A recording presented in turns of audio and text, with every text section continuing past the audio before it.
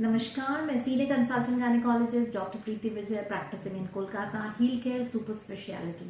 Welcome to gynae academy. आज हम बात करेंगे महिलाओं से जुड़ी एक आम लेकिन कम बात की जाने वाली समस्या के बारे में, यानी कि बार्थुलिन सिस्ट। बार्थुलिन सिस्ट क्या होती है, इसके क्या लक्षण होते हैं, क्या कारण होते हैं और क्या इलाज है, सब कुछ जानेंगे इसी वीडियो के अंदर, तो वीडियो को अंत तक जरूर देखें। सबसे पहले बात करेंगे बार्थुलिन सिस्ट होती क्या है। तो बार्थुलिन ग्लैंड्स वजाइना के दोनों ओर पाई जाने वाले कुछ ग्लैंड्स होते हैं जिनका काम होता है चिकनाई वाला द्रव्य पैदा करना, जिसका काम है ल्यूब्रिकेशन, मतलब ल्यूब्रिकेटिंग एजेंट ये प्रोड्यूस करते हैं। तो जब यह ग्लैंड्स के रास्ते में रुकावट आ जाती है तो वहां पर एक स्वेलिंग जैसा बन जाता है, जिसे हम बोलते हैं बार्थुलिन सिस्ट। अक्सर ये सिस्ट छोटी होती है और दर्द नहीं होता, लेकिन अगर इन सिस्ट के अंदर इन्फेक्शन हो जाए तो उसमें स्वेलिंग भी आ जाती है, काफ़ी पेनफुल होता है। तो सबसे पहले जाने अब इनके बारे में क्या सिम्टम्स हैं, जो कि बहुत ही इम्पॉर्टेंट हैं आपके खुद के लिए। आप खुद अपने आप भी डायग्नोस कर सकते हैं कि क्या सिम्टम्स हैं, कब आपको डॉक्टर से सलाह लेनी चाहिए।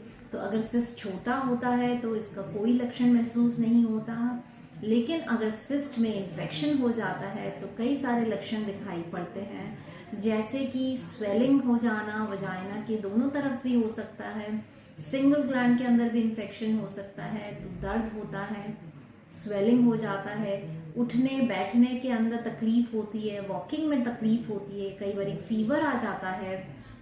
इनके अंदर स्वेलिंग के साथ साथ रेडनेस भी दिखाई देती है। कई बार इसके अंदर से पस भी आना शुरू हो जाता है, पस डिस्चार्ज भी शुरू हो जाता है। तो ये सब कुछ सिम्टम्स हैं जिनको आपको ध्यान में रखना चाहिए।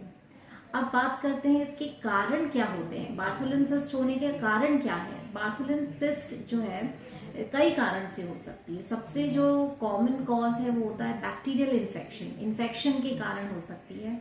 कई बार सेक्सुअली ट्रांसमिटेड इन्फेक्शंस के कारण यह होती है, जैसे कि गोनोरिया है या फिर क्लमाइडिया है, इसके साथ में हो सकती है। कई बारी नॉर्मल जो हाइजीन या साफ सफाई की कमी के कारण बार्थुलिन सिस्ट हो सकती है। इसी की वजह से जो ग्लैंड्स हैं उनका जो पैसेज है, जो जहाँ से डिस्चार्ज बाहर निकलता है, उसमें रुकावट आ सकती है। अब बात करते हैं, और यह काफ़ी कॉमन है डायबिटिक पेशेंट्स के अंदर भी, यह सिस्ट जो है काफ़ी कॉमन होती है। अब जानते हैं इसका ट्रीटमेंट और प्रिकॉशंस क्या क्या हो सकते हैं।